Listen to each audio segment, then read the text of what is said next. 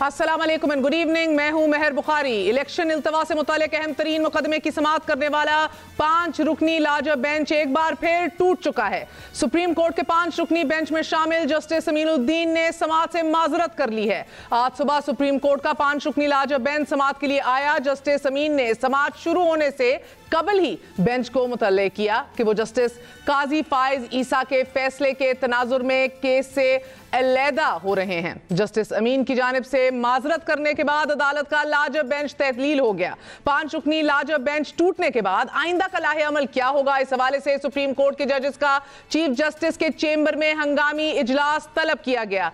नए बेंच की तश्कील और केस को आगे बढ़ाने से मुतालिक जजेस की मुशावरत की गई। अब तक जो इतलात मौसूल हुई हैं उनके मुताबिक कल 4 रुकनी बेंच केस की समाअत करेगा। गुज़िश्ता रोज जस्टिस काजी फाइज ईसा की सरबराही में 3 रुकनी बेंच ने रूल्स बनाए जाने तक आर्टिकल 184 3 अज खुद नोटिस के तमाम केसेस मुलतवी करने का हुक्म दिया था। अपने नोट में खसूसी बेंच के 2 जजेस जस्टिस काजी फाइज ईसा और जस्टिस अमीनुद्दीन खान ने अज खुद नोटिस और आईनी अहमियत के हामिल मुकदमात पर समाअत मौखर करने की तजवीज देते हुए कहा था कि रूल्स बनाए जाने तक के 184 3 के तमाम केसेस को रोक देना चाहिए। इससे कबल सुप्रीम कोर्ट में पंजाब और खैबर पख्तूनख्वा में इंतखाबात पर अज खुद नोटिस केस की समाअत करने वाला 9 रुकनी बेंच भी टूट चुका था। बेंच में शामिल 9 में से 4 जजेस ने बेंच की अज सिरे 9 तश्कील का मुतालबा किया था। मुकर्रर वक्त पर इलेक्शन कराने से मुतालिक तहरीरी फैसले में justice Mansoor Ali Shah, justice Yahya Afridi, justice Athar Minallah और जस्टिस जमाल मंदोखेल के इख्तलाफी नोट शामिल थे। वजीर दिफा ख्वाजा आसिफ का सुप्रीम कोर्ट के बाहर मीडिया से आज गुफ्तगू करते हुए यह कहना था कि बेंच का टूटना निशानदेही है कि सब कुछ ठीक नहीं है। तारीख के ऐसे मोड़ के ऊपर अदालत उज़्मा इस वक्त खड़ी है जहाँ पे उनका जो रोल है वो तारीख साज होगा। वो इंसाफ का तराजू जो है उसके पलड़े बराबर रखे। शदीद इख्तिलाफ राय जो है जब यहाँ पे नजर आना शुरू हो जाए तो पाकिस्तान के लिए, वतन अजीज के लिए, हमारे आइन के लिए वो अच्छा शगुन नहीं है। सियासत जो है सियासतदानों के तक रहने दे। खुदारा सियासत जो है वो ऐसे अदारों में ना दाखिल होने दे जिन अदारों के हाथ में तराजू। पाकिस्तान पीपल्स पार्टी के सीनियर रहनुमा रजा रबानी ने भी इन्हीं खदशात का इजहार किया। उनका कहना था कि खतरे की घंटी बज चुकी है।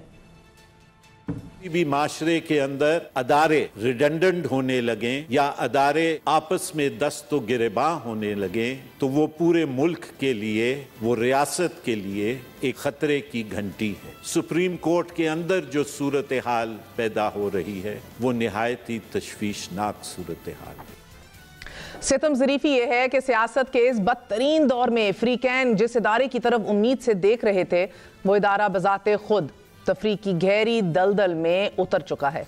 मुल्क की सबसे बड़ी अदालत को इस दलदल में उतारने वाले जिम्मेदारान में इदारा जाती तसादुम से मुतनब्बे करने वाले ये पार्लियामान सरे फहरिस्त हैं। हुकूमत वक्त चीफ जस्टिस ऑफ पाकिस्तान को अहम स्वाबदीदी इख्तियारात से महरूम करने का बिल कौमी असम्बली और सेनेट दोनों से मंजूर करवाया जा चुका है।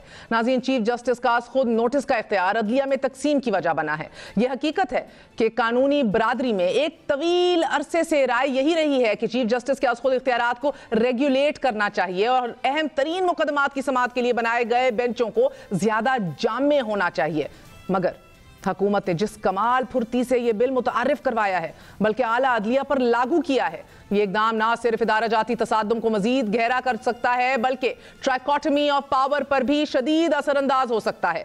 कानून साजी को जिस उजलत के साथ पेश किया गया, इससे अंदाजा होता है कि हुकूमत इस पर किसी भी काबिल गौर बहस या गौर व फिक्र में कतन दिलचस्पी नहीं रखती। तहरीक इंसाफ के सीनियर रहनुमाओं का प्रेस कॉन्फ्रेंस करते हुए कहना था कि हुकूमत भी एक अज खुद नोटिस के नतीजे में ही कायम हुई जो इन्हीं चीफ जस्टिस उमर अता बंदयाल साहब ने लिया था। आज अगर सुप्रीम कोर्ट को शिकस्त देने की कोशिश कामयाब होती है तो आइन मुकम्मल तौर पर तबाह हो जाएगा।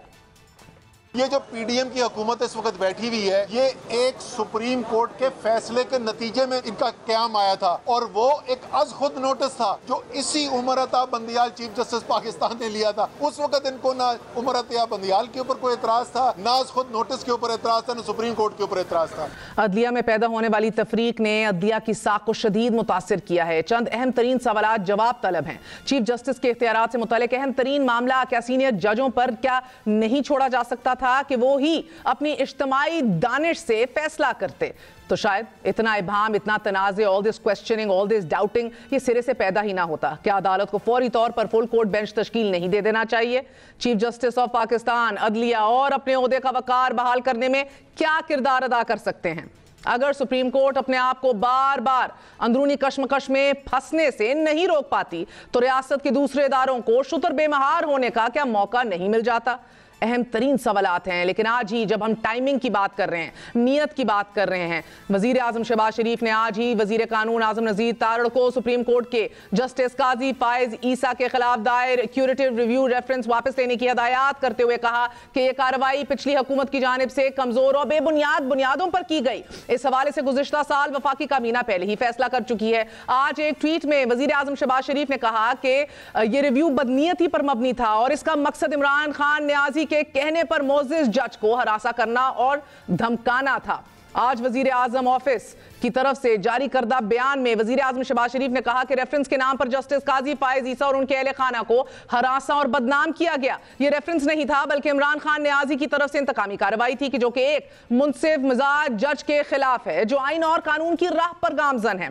रेफरेंस अदलिया की आजादी को तकसीम करने की मजमूम साजिश है। इमरान न्याजी ने इस मुजरिमाना फेल के लिए सदर के आईनी ओहदे का गलत इस्तेमाल किया और सदर आरिफ अलवी अदलिया पर हमले का आलाकार और झूठ के साथी बन गए। पाकिस्तान बार काउंसिल समेत मुखला तंजीमों ने भी इसकी मुखालिफत की थी। उनकी राय की कदर करते हैं। वजीर आजम ने मोअज़्ज़िज़ जस्टिस काजी फायज ईसा के खिलाफ इमरान खान न्याजी का रेफरेंस वापस लेने में नाजरीन तकरीबन 1 साल लगा दिया है।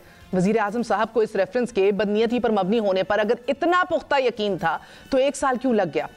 और फिर टाइमिंग, एक बार फिर एक ऐसे वक्त के ऊपर कि जब जस्टिस काजी फायज ईसा का एक अहम तरीन मामले में एक फैसला जो है वो कोर्ट किया जा रहा है और वो तमाम तर मामलात का रुख बदलते हुए दिखाई दे रहा है। बात करेंगे, हमारे साथ मौजूद हैं सीनियर कानूनदान सलमान अकरम राजा साहब। सलमान साहब, बहुत बहुत शुक्रिया साथ देने का। It's always a pleasure having you on both sir. पहले तो फरमाई दीजिएगा सर, बार बार बेंचेस टूट रहे हैं, बार बार क्लैरिफिकेशंस दी जा रही हैं मोअज़्ज़िज़ जज साहिबान की तरफ से और every new day there is a new confusion, ना कि हम किसी क्लैरिटी की तरफ बढ़े। ये हो क्या रहा है सुप्रीम कोर्ट में राजा साहब?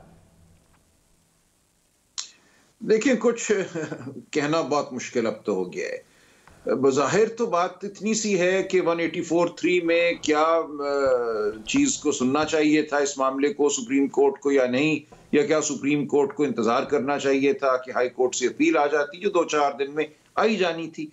तो मामला तो वहां चला गया है 184(3) पर मुकाबला अपील। जो असल बात थी कि असेंबली तहलील हुई भी है, आइन का तकाजा है कि 90 दिन में इलेक्शन हो, पंजाब और केपी के अवाम मुंतखब हुकूमत से महरूम हैं, उसकी तो बात ही नहीं हो रही। मैं बिल्कुल शशदर हूं कि ये बात किस तरफ चली गई और क्यों इस वक्त ये बात हुई। देखिए, बेंच बनाने का इख्तियार चीफ जस्टिस का कोई नया नहीं है, सन 47 से है और उससे पहले भी भारत में भी, इंडिया में भी यही इख्तियार था। मैं मानता हूं कि इसमें तब्दीली की जा सकती है। मैं मानता हूं कि जिस तरह बेंच बने हैं पिछले चंद सालों में वो कोई बहुत सेहतमंद रिवायत नहीं है। बिल्कुल ये हुआ कि जस्टिस काजी फायज ईसा साहब को बेंचों से दूर रखा गया, अहम नौयत के मुकदमात में उनको शामिल नहीं किया गया। अदालत के अंदर कोई चपलश थी या कोई मकालमा था जिसकी वजह से ये मुनासिब समझा गया कि उनको ना बिठाया जाए। लेकिन ये सब चीजें एक तरफ हैं और चंद माह में फायज ईसा साहब ने चीफ जस्टिस पाकिस्तान बन ही जाना है इंशाल्लाह। लेकिन इस वक्त जो सूरत हाल है वो ये है कि हुकूमत वक्त मेरी नजर में मुअद्दबाना राय में आइन के साथ खिलवाड़ कर रही है। तमाम इदारे जो हैं और जो हमारे मुक्तदर हल्के हैं, उनका जनवरी से ये ऐलान था कि कुछ हो जाए, हमने इलेक्शन नहीं होने देना जब तक हम कुछ जो मकासद हैं उनको हासिल नहीं कर लेते। वो मकासद क्या हैं वो एक तरफ रख देती हैं। अब उस ऐलान के मुताबिक बात हमें होती नजर आ रही है। हमें ये नजर आ रहा है कि आइन का जो तकाजा था वो पूरा नहीं होगा, आइन खिलवाड़ बन गया है। कभी कहा जाता है पैसे नहीं है, कभी कहा जाता है अमला नहीं है, कभी कहा जाता है कि आइन तो शायद गलत है कि उसने क्यों इख्तियार दे दिया चीफ मिनिस्टर साहिबान को असेंबली तहलील करने का। अपनी पूरी मुद्दत के बाद अगर असम्बलियां तहलील होती, सबका इलेक्शन अक्टूबर में हो जाता। आइन तो ये नहीं कहता, आइन इख्तियार देता है। अगर आप इजाजत दीजिए, अहम तरीन सवाल जो असल सवाल है इलेक्शंस का, उससे रूगर्दानी हो रही है। आप कह रहे हैं हुकूमत आइन के साथ खुल के खिलवाड़ कर रही है, मगर सर जो असल सवाल है उसकी तलाश में चीफ जस्टिस ऑफ पाकिस्तान तो बड़ी क्लैरिटी रखते हैं। क्या उनके अपने हाथ, उनके अपने कॉलीग्स और फेलो ब्रदर्स और भाई जो हैं वो बांध रहे हैं? आप देख रहे हैं आए रोज उनका एक नया कॉलीग कोई मोहतरम नए जज साहब अपने फैसले के थ्रू या अपने आप को रिक्रूज कर लेते हैं। देखिए, जो यकम मार्च का फैसला है उसमें अगर हम जस्टिस मंसूर अली शाह साहब का फैसला पढ़ें, जो मुख्तसर फैसला है, तो उन्होंने उसमें जो वक्त है और जो वक्त की कमी है उसका इदराक किया है। और हुक्म उन्होंने ये दिया था कि जो हाई कोर्ट है, लाहौर हाई कोर्ट में एक अपील जेर समाअत थी और पेशावर हाई कोर्ट में पिटिशन 2 जज साहिबान के पास जेर समाअत थी, इनका फैसला 3 दिन में किया जाए और उसके बाद मामला अपील में सुप्रीम कोर्ट में आ जाए। अब हम जब पीछे नजर डालते हैं तो मुझे लगता है कि काश ऐसा हो गया होता, सब जज साहिबान अगर इस बात पर मुत्तफिक हो गए होते तो कोई तनाजा ना होता और 3 या 4 दिन के बाद मामला सुप्रीम कोर्ट में अपील की शक्ल में आता।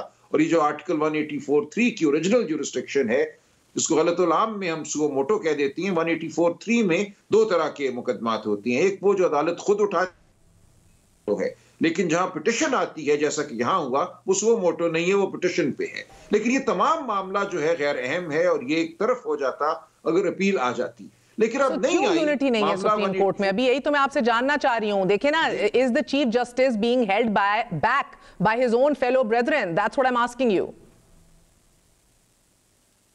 जी, यही हो रहा है ना। हो ये रहा है कि दीगर जज साहिबान ये कह रहे हैं कि जो 184(3) के उसूल हैं पहले वो वज़ा किए जाएं। आइन दूसरी तरफ कह रहा है कि 90 दिन में इलेक्शन कराओ, गैर मुंतखब हुकूमत कायम नहीं रहनी चाहिए। अब ये 2 उसूल है, इनका टकराव हो रहा है। एक तरफ ये उसूल है कि बेंच कैसे बनने हैं। मुझे बताएं, इन 2 उसूलों के टकराव में कल जब सूरज चढ़ेगा और राजा साहब 4 रुकनी बेंच बैठेगा, क्या ये ऐन मुमकिन है कि जस्टिस मंदोखेल साहब भी अपने आप को रिक्यूज कर लें? क्योंकि आज भी महसूस हुआ वो कुछ कहना चाह रहे थे, मगर जस्टिस अमीन की बात के बाद सारे जजेस चले गए। और फिर इज इट पॉसिबल कि जस्टिस मुमकिन है? मुमकिन है। देखिए, मेरी नजर में वाहिद रास्ता अब ये है, बसद एहतराम मैं कहता हूं कि फुल कोर्ट को कल बिठाया जाए, तमाम जज साहिबान को मदऊ किया जाए बेंच में, फुल कोर्ट बेंच बने, जिसने जो कहना है वो उसमें कहे।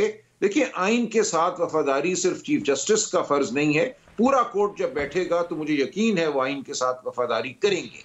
और अगर वो ये समझते हैं फुल कोर्ट से क्यों गुरेज कर रहे हैं चीफ जस्टिस साहब? ये भी जरा सी बात ये समझा दीजिए जो हम सारे समझने से कासिर हैं। क्यों फुल कोर्ट से गुरेज कर रहे हैं?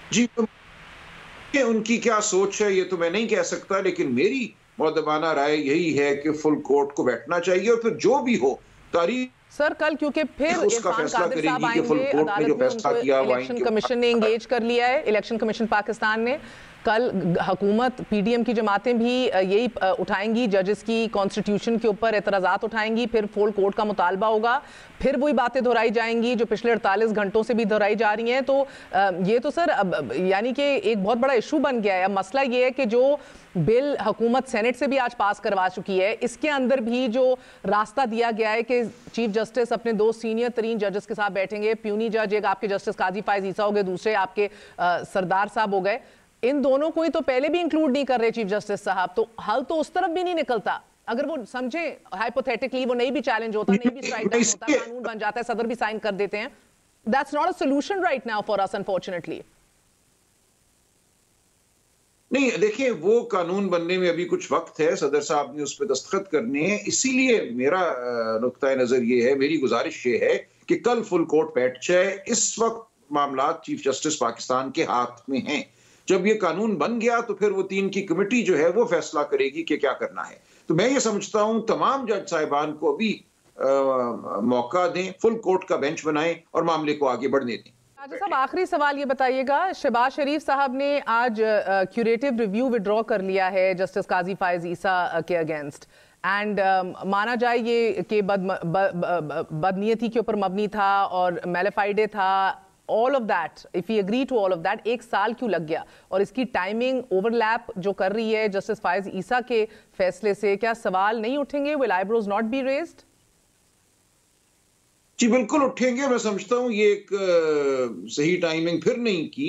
बिल्कुल ये तो ऐसे लगता है कि जैसे आप एक चीज पे 11 माह से बैठे हुए थे, ये इल्म था, कई बार ये मामला उठा भी है पिछले 11 माह में और फैसला नहीं हुआ। अब आनन फानन जो फैसले हो रहे हैं उनकी जाहिर है टाइमिंग के हवाले से सवाल उठ रहे हैं और ये अच्छा नहीं लग रहा कि आप दो धड़ों को लगता है कि जैसे सुप्रीम कोर्ट में माइल एक धड़े को अपनी तरफ करना चाहती हैं। ये किसी तरह भी ना सुप्रीम कोर्ट के लिए अच्छा है, ना किसी जाती तौर पे किसी जज साहब के लिए अच्छा है। बहुत बहुत शुक्रिया। Justice Qazi Faez Isa chief justice of Pakistan बनने जा रहे हैं। उनके खिलाफ क्यूरेटिव रिव्यू, वजीर आजम शहबाज शरीफ साहब का एक ऐसे वक्त में विड्रॉ करना जब पहल ही दरारें बदकिस्मती से मुबैना तौर पर ये एक बिलीफ और ऑप्टिक्स ऐसे बन गए हैं कि गुड जजेस, बैड जजेस, इनके जजेस, उनके जजेस, ऐसे वक्त में वज़ीर आज़म का ये कदम उठाना 11 माह बाद और सवालात को जन्म देता है। इस ऐसे तनाजुर में जब पहले ही तहरीक इंसाफ और दूसरी जमातों की तरफ से कहा जाता है हुदैबिया पेपर मिल्स जैसा ओपन एंड शट करप्शन का केस जस्टिस काजी फायज ईसा की तरफ से बंद किया जाना, ये सारे सवालात उठते हैं। The government of the time needs to be lot more careful about the timing of its decisions. एक वक्फा लेते हैं, वक्फे के बाद हाजिर होंगे। स्टे विद अस।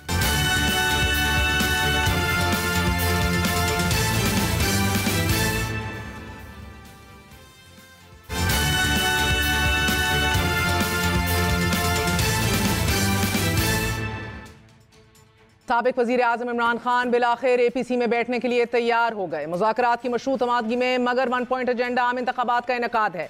इमरान खान इससे पहले हुकूमत की बार बार मुज़ाकरात की दावत और असेंबली में वापसी की पेशकश को मुस्तरद करते रहे हैं। वजीर आजम ने सेनेट के गोल्डन जुबली इजलास में भी मुज़ाकरात की दावत दी। आए मिल बैठकर पाकिस्तान का मुस्तकबिल संवारें, आए साजिश न करें, काविश करें, आए खराबी पैदा न करें, खराबी को दूर करें, नफरत और जहर न फैलाएं, आए मोहब्बत को बांटें और कौम के दुखों और दर्द को उसको तकसीम करें। इससे पहले इस्तीफों के मामले को लेकर स्पीकर और हुकूमती नुमाइंदगान बारहा तहरीक इंसाफ को ऐवान में वापसी की पेशकश भी करते रहे। ऐवान में मिल बैठकर मसले का हल तजवीज करते रहे, मगर तब साबिक वजीर आजम इमरान खान चोरों से हाथ मिलाने को तैयार नहीं थे। मैं सबसे बात करने के लिए तैयार हूं, सिवाय चोरों से। जिन्होंने मुल्क का पैसा चोरी किया उनसे नहीं बात करूंगा।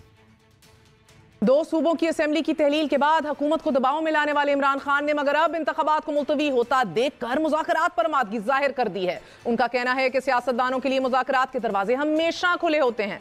मुज़ाकरात हो सकते हैं, लेकिन 1 पॉइंट एजेंडा है कि इलेक्शन कराए जाएं। साबिक वजीर आजम बातचीत के जिस दरवाजे को अब खोलना चाह रहे हैं, इससे पहले हुकूमती इत्तेहाद के अहम रहनुमा आसिफ अली जरदारी 2 टोके कह चुके हैं कि इमरान खान को सियासतदान नहीं समझता, उनसे बातचीत नहीं हो सकती। पार्टीजों से बात हो सकती, अनरिज पॉलिटिकल पार्टी है, इससे बात क्या करूंगा। ये तो खुद कहता है कि मैं यू टर्न करता हूँ। यू टर्न करना मेरी एक खसलत है। यू टर्न सासी आदमी एक दफा जुबान दे दी तो यू टर्न कैसे होगी। मुज़ाकरात की इस बाज़गश में बिलावल भुट्टो जरदारी अपने वालिद के बयान के बिल्कुल बरक्स गुज़िश्ता रोज ही ये कह चुके हैं कि इमरान खान पसंद हो या नापसंद हो, साथ बैठना तो पड़ेगा। आखिरकार जब ये लड़ाई खत्म है, सब आपस में बैठ और उनके साथ भी बैठना पड़ेगा जिनका शक्ल हमें पसंद है। शायद उनको भी, उनके साथ भी आखिरकार जब ये लड़ाई, अगर हमने ये बहरान से निकलने हैं तो ना मेरा ना आपका, हम सब का पाकिस्तान। और इन्हीं मुज़ाकराती काविशों में वज़ीर कानून आज़म नज़ीर तारड़ भी मिल बैठने की ख्वाहिश का इजहार कर चुके हैं, मगर वफाकी वज़ीर दाखिला मुज़ाकरात से इनकारी रहे हैं। उनका कहना है इमरान खान में सियासी रवादारी नहीं है, मुखालिफ का एहतराम नहीं है। नाज़रीन, इमरान खान की मुज़ाकरात की पेशकश को मगर मरियम नवाज पाकिस्तान तहरीक इंसाफ की नाकामी से ताबीर कर रही हैं। मरियम नवाज का कहना है कि उनसे ऐसे ही डील करना चाहिए कि जैसे कलादन तंजीम से किया जाता है। वो ये बात इसलिए कर रहे हैं कि वो अपने सारे हरबे आजमा चुके हैं, वो लॉन्ग मार्च कर चुके हैं, वो ये सब करके देख चुके हैं, जेल भरो तहरीक, तो अब सब कुछ क्योंकि फेल हो चुका है तो आज मैं हुकूमत के साथ बैठने को तैयार हूँ। ये हुकूमत को चाहिए कि बिल्कुल उस तरह उसके साथ डील करे जिस तरह दहशतगर्दों के साथ डील करती है।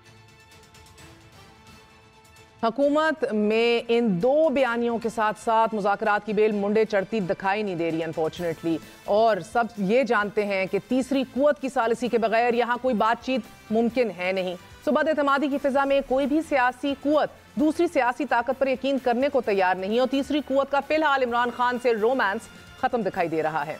और मुज़ाकरात की पेशरफ्त ना होने में यह अमर भी मौजूद है कि पाकिस्तान मुस्लिम लीग नून हो या फिर पाकिस्तान तहरीक इंसाफ, दोनों इस वक्त बंद गली में हैं। अगर मुज़ाकरात के नतीजे में कबल अज़ वक्त इलेक्शन हो गए तो मुस्लिम लीग नून को शिकस्त नजर आ रही है और पाकिस्तान तहरीक इंसाफ को फिलहाल इक़्तिदार की कुर्सी मिलती दिखाई नहीं दे रही, क्योंकि इमरान खान की नाअहली के बगैर लेवल प्लेइंग फील्ड मुयस्सर नहीं है according to the given formula at this time.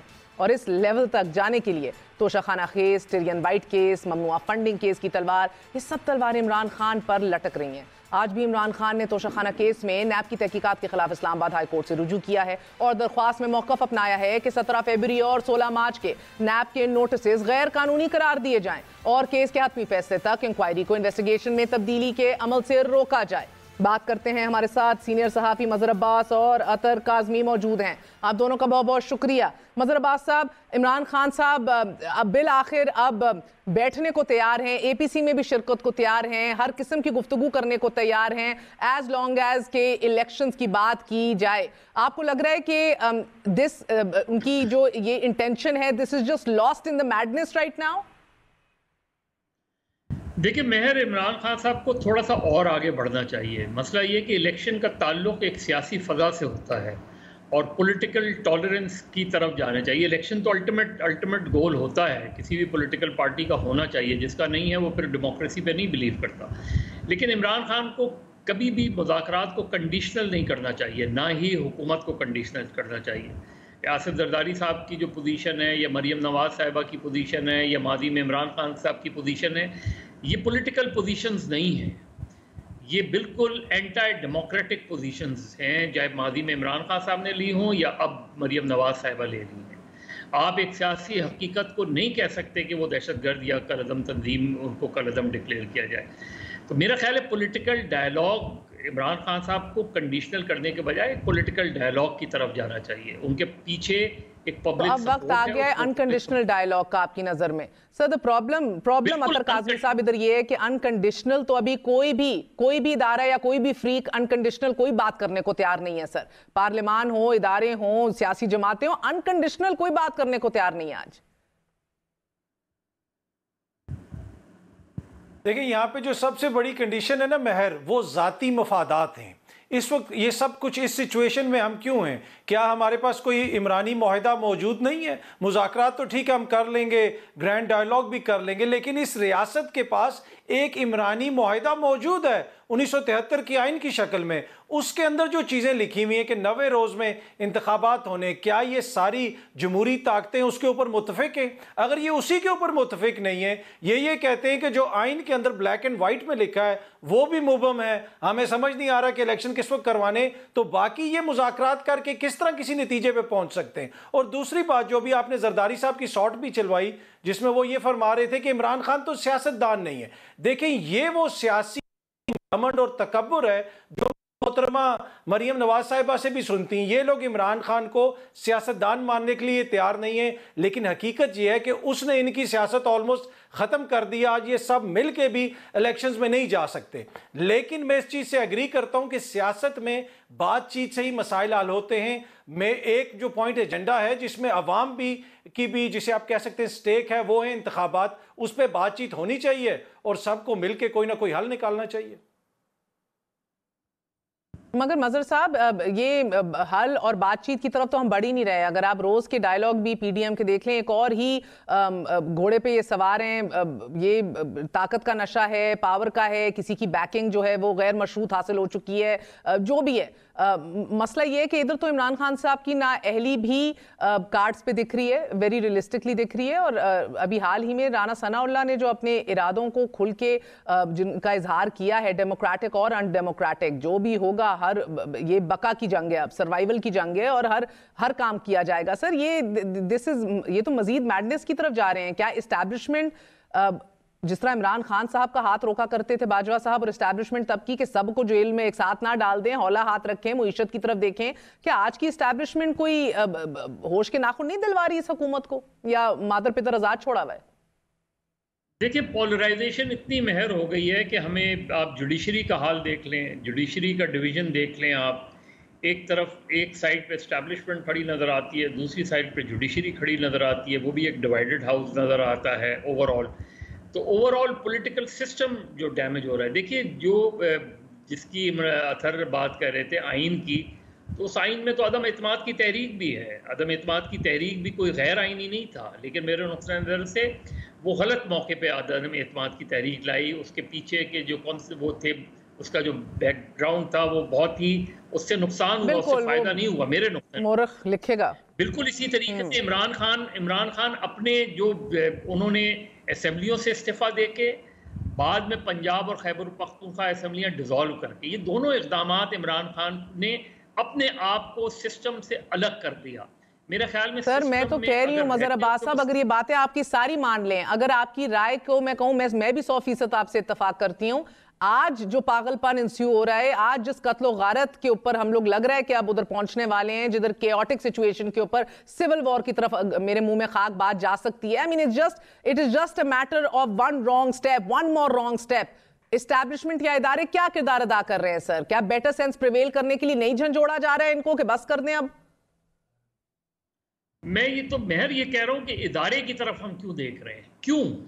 क्या हम एक दूसरे की तरफ नहीं देख सकते? तो सर और देखें किसकी तरफ मजहर साहब। अब हम लोग आइडियल सिचुएशन में तो रह नहीं है ना। मसला ये है कि this is not we can't talk idealism right now. हमारी ग्राउंड रियलिटी है कुछ। सर जिन कुव्वतों ने पीडीएम को इकट्ठा किया था और रायवन में बिठाया था कि इमरान खान को बाहर डाल करना है, अब आपका टाइम आ गया, फिर बैठ जाए साथ। इतनी गालम गलोच और इतनी बदएतमादी के बाद ये बैठ गई थी ना पीपल्स पार्टी और नून लीग साथ। किसने बिठाया था? बिठवा दिया था। अब मैं आपसे यही पूछ रही हूं सर कि अगर आज क्यों नहीं बंटवा रहे, मुल्क की बका के लिए क्यों नहीं बंटवा रहे? देखिए वही बात है महर, एक चीज ये है कि प्रेसिडेंट, एक तरीका तो ये है जो माजी में भी रहा है कि ट्रॉइका हुआ करती थी, president, prime minister, army chief. अब जाहिर है प्रेसिडेंट का जहां भी हो वो प्रेसिडेंट इनडायरेक्टली पीटीआई का मौक़िफ़ सामने रख सकते हैं। प्राइम मिनिस्टर जहां भी होंगे प्राइम मिनिस्टर पीडीएम का मौक़िफ़ सामने रख सकते हैं। और आर्मी चीफ अगर बैठते हैं तो आर्मी चीफ एस्टैब्लिशमेंट का नुक्ता नज़र साहब। ट्रॉइका से इब्तिदा होनी चाहिए। ट्रॉइका इस सारे चीज़ों को देखे और फिर ऑल पार्टीज कॉन्फ्रेंस जो पाकिस्तान बार काउंसिल ने प्रपोज की है, जिसके लिए एक सिविल सोसाइटी के लोग सबसे मिल भी रहे हैं, इमरान खान से भी मिले हैं, वो पीपल्स पार्टी को भी अप्रोच कर रहे हैं, वो PMLN को भी अप्रोच कर रहे हैं कि सब एग्री करते हैं। तो पाकिस्तान बार काउंसिल ने मीडिएटर्स के नाम से उन्होंने ये प्रपोज किया कि हम ऑल पार्टीज कॉन्फ्रेंस होस्ट करने को तैयार हैं, हम होस्ट करते हैं, आइए इमरान खान भी बैठे, बिलावल। तो आपका ये मुझे दिलचस्प बात लगी है काज़मी साहब, जो अभी मजहर साहब ने कही है कि पहले इदारे बैठ जाएं, तो तीनों के हेड्स बैठ जाएं, बात करें और उसके बाद ये प्रपोज्ड APC के अंदर भी बैठ जाया करें। मगर सर ये मैडनेस, ये पागलपन सबसे ज्यादा बेनिफिट किसको कर रहा है अभी काज़मी साहब? देखिए इस वक्त महर जो केओस है ना, ये जो केओटिक सिचुएशन हम देख रहे हैं, ये बड़ा ऑर्गेनाइज्ड केओस है।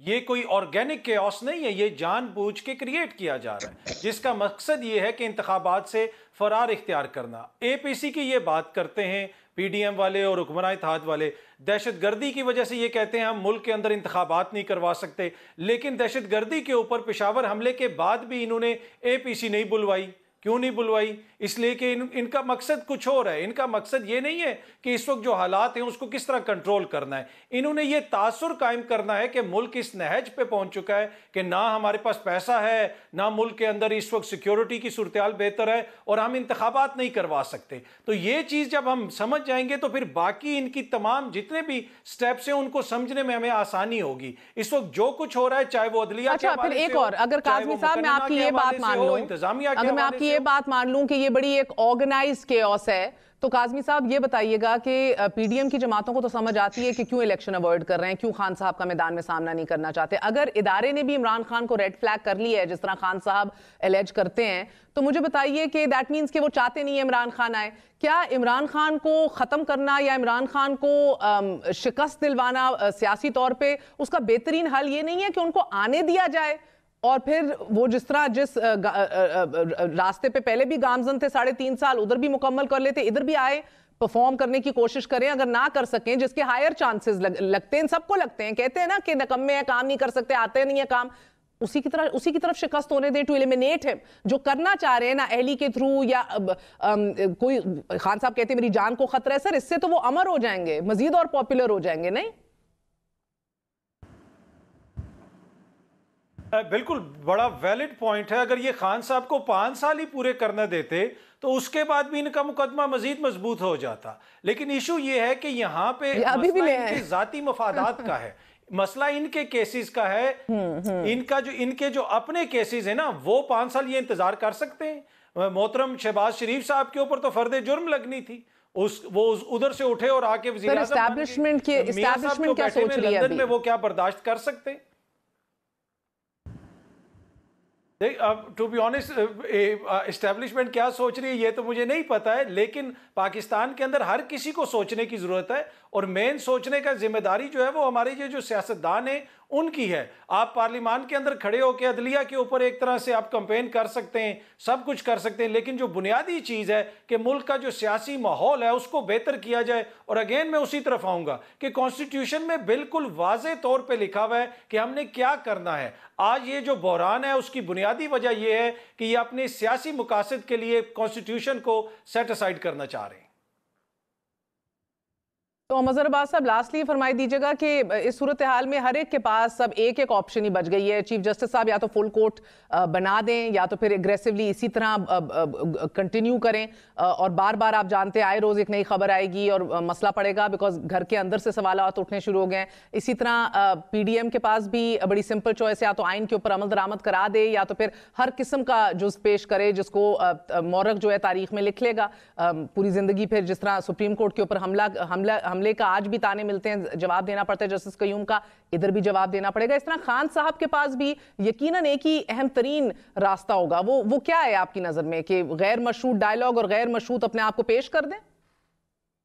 नहीं, देखिए एक बात सिंपल सी है। देखिए PDM एक जो मैंने पिछले 2-3 माह में पॉलिटिकल परसिक्यूशन देखी है, जिस तरह पॉलिटिकल वर्कर्स के खिलाफ कार्रवाइयाँ हुई है, वो किसी भी तरीके से आपकी जो भी बयानिया हो, दूसरे का जो भी बयानिया हो, ये नहीं ये एक्सेप्टेबल हो सकता कि आप लोगों को 124A, और आज लाहौर हाई कोर्ट का बड़ा तारीखी फैसला है 124A के हवाले से।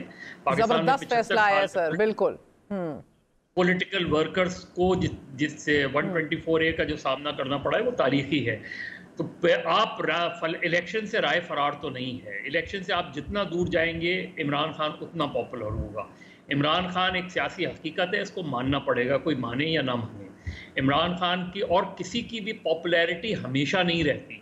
उस पॉपुलैरिटी ग्राफ का जब आपको इख्तियार मिलता है तो उस वक्त पता चलता है, और माजी में हमने देखा जब इमरान खान इख्तियार में आए। तो मेरा ख्याल है PDM को इलेक्शन के बारे में सोचना चाहिए, इलेक्शन के बारे में डायलॉग करना चाहिए। जब आप इलेक्शन डायलॉग, और इमरान खान को और PDM दोनों को फ्लेक्सिबिलिटी दिखानी पड़ेगी। अगर आप फ्लेक्सिबल नहीं होते हैं, एक्सट्रीम पोजीशन पे लेते हैं, तसादुम होगा। तसादुम की राह पे जाने में किसी का फायदा नहीं। शुक्रिया मज़हर अब्बास साहब और अतर काज़मी हमारे साथ मौजूद है। आपने गुफ्तगू सुनी है। Very short break, we are going to be right back, stay with us.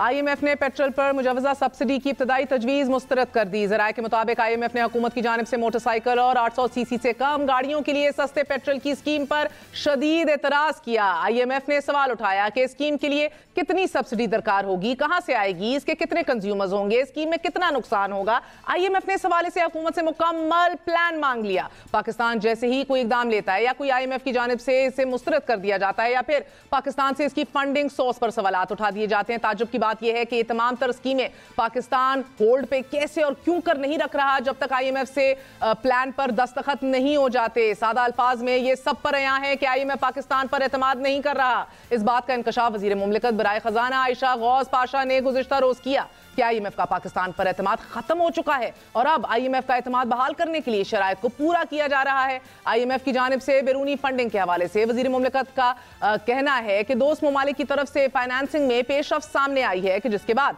Saudi अरब और यूएई पाकिस्तान को 3 अरब डॉलर देंगे। वजारत खजाना ज़राए के मुताबिक पाकिस्तान ने एक बार फिर चीन से मजीद मदद लेने का फैसला किया है। पाकिस्तान ने चीन से 2 अरब डॉलर कर्ज के रोल ओवर की दरख्वास्त कर दी है। हालांकि चीन अब तक तकरीबन 1 अरब 80 करोड़ डॉलर का रोल ओवर पहले ही कर चुका है, जबकि पाकिस्तान की आलमी दुनिया में साख का आलम यह है कि तकरीबन तमाम रेटिंग एजेंसियों की तरफ से रेटिंग कम करने के बाद पाकिस्तान ने 2 अरब डॉलर के सकूक बॉन्ड्स का इजरा रोक दिया है, जिसकी वजह डिफॉल्ट के खतरात के बायस आलमी मार्केट से अच्छा रिस्पॉन्स ना मिलना करार दिया जा रहा है। इन मुश्किल मुआशी हालात और डॉलर्स की कमी का सामना करते पाकिस्तान को exchange companies association of Pakistan के चेयरमैन मलिक बोस्तान की जानिब से गैर मामूली ऑफर की गई है। फॉरेक्स डीलर्स ने पेशकश की है कि अगर हुकूमत पॉलिसी बनाए तो बैरून मुल्क मुकीम पाकिस्तानियों से डायरेक्ट स्वैप पॉलिसी के तहत महाना 1 अरब और सालाना 12 अरब डॉलर्स फरामी को यकीनी बनाया जा सकता है। मलिक बोस्तान के मुताबिक ऐसा करने से ना सिर्फ रुपए की कदर बेहतर होगी बल्कि IMF से भी निजात मिल जाएगी। अब इस वक्त सूरत हाल यह है कि स्टेट बैंक ऑफ पाकिस्तान के डॉलर रिजर्व तकरीबन 4.24 अरब डॉलर हैं, जो कि 4 हफ्तों की बैरूनी खरीदारी से ज्यादा नहीं है। That's it for tonight. Good night. Allah Hafiz.